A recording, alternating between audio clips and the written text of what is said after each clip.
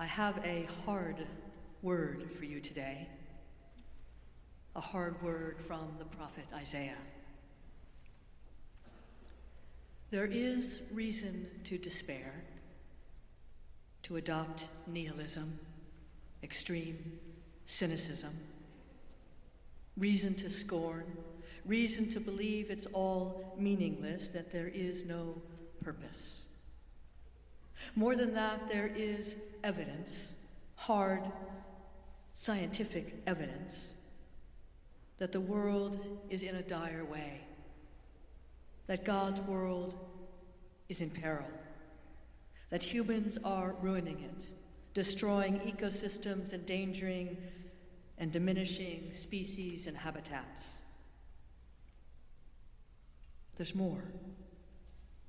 There's evidence, proof that millions of people are suffering unimaginable horrors right now, today, across God's earth. Millions suffer daily for lack of food, lack of shelter, lack of health care, lacking a basic sense of security, while others of us are fat and happy, possessed of more than we could possibly use or consume. And it gets worse yet. Among the leaders of the nations of the world are tyrants and despots, dictators and autocrats, strongmen, some cruel beyond even our imagining. Here's a hard, unpleasant truth. The world is lopsided. For a great many people, justice is no more than a shimmering mirage they will never reach. The world is so lopsided, so cockeyed and out of proportion, justice so wanting, so absent for so many. It is as if the haves and the have-nots inhabit different realms, different planets altogether. It's how it is in the 8th century before the Common Era, when the prophet Isaiah is writing and speaking. Isaiah sees a ruler, a king, who is selfish, craven, imperious, full of his own power, self-impressed with the trappings of his office, a king who loves himself more than his people, who loves his throne more than the good of the land, a king addicted to, drunk on, and reckless with power. And speaking on behalf of God, Isaiah, the prophet, weeps and wails at the injustice of it all. And he aims his most precise and cutting criticism at the guy at the top, the king, the one who, above all others, has the resources and the power to unskew, to smooth out the lopsided society of ancient Israel. The one who, if he were truly a man of God, a man of mercy, would have mercy on the poor, but who is lacking in mercy, lacking in kindness. And in addition to critiquing the king for his craven, imperious, favor the rich policies, in addition, Isaiah looks as if right past the king, through him, and proclaims a different future. Despite what is right before Isaiah's eyes, Isaiah sees a future brighter, finer, and fairer than the present. And to be clear, Isaiah doesn't see human leaders making it better or getting better themselves. He doesn't see kings or presidents or prime ministers or chieftains or sultans or supreme leaders evolving, getting better, kinder, more just, better at governing. Isaiah doesn't see it that way. Frankly, Isaiah takes a dim view of human leaders. But that doesn't leave Isaiah hopeless. Far from it. Isaiah looks to God for hope. What Isaiah does see is God coming down out of heaven to intervene, to right wrongs, to straighten out that which is so askew.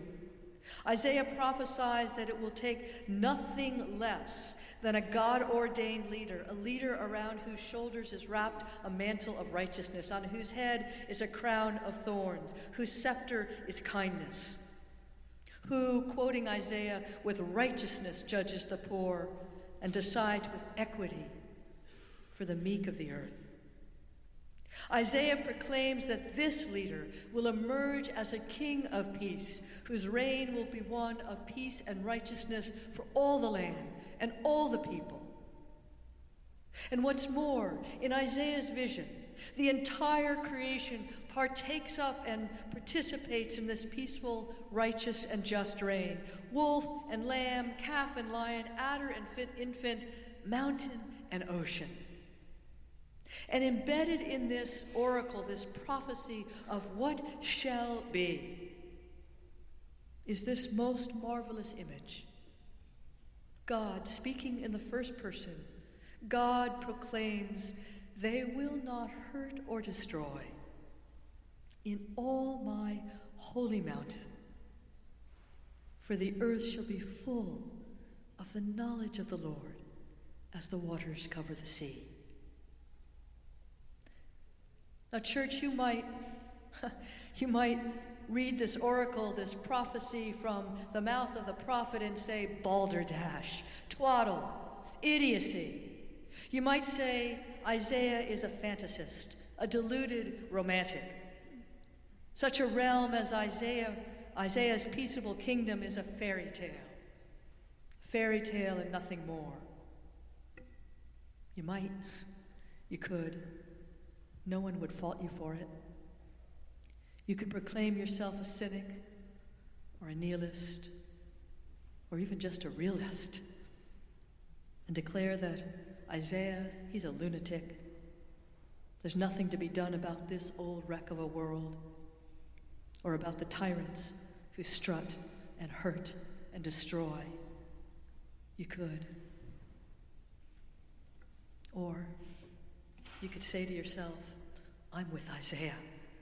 I'm with the God of Abraham and Sarah, the God of Moses and Miriam, the God of Jesus and the Marys. I'm on the side of hope. I will lean hard and deep into a future where the score is being kept, where the sufferings of this world are noted up in heaven, where the God of heaven weeps at human pain and means to make it right, means to make up for it.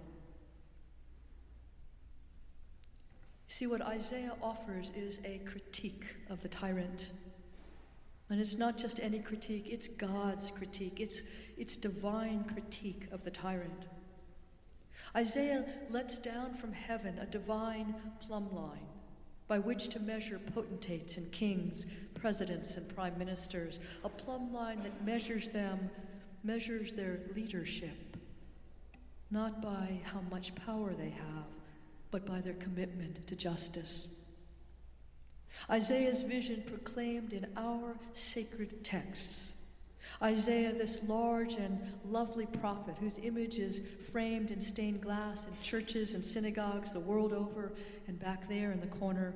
Isaiah, his vision, is the measuring rod by which world rulers are to be measured. So hear this, ruler, tyrant, president, prime minister, be warned. If you don't decide with equity for the meek of the earth, you're on the wrong side of God, and God is keeping track. Ruler, tyrant, president, and prime minister, be warned. Are you judging the poor of the earth with righteousness? For if not, oh, brace yourself.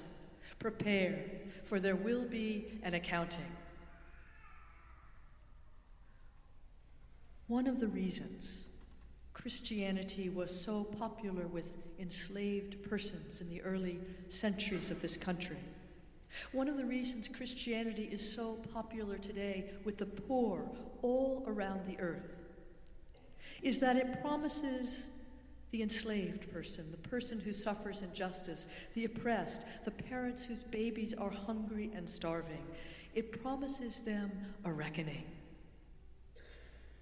Maybe not today. Maybe not tomorrow. Maybe not here on earth. But one day, at least in heaven, there will be a reckoning. The score is being kept.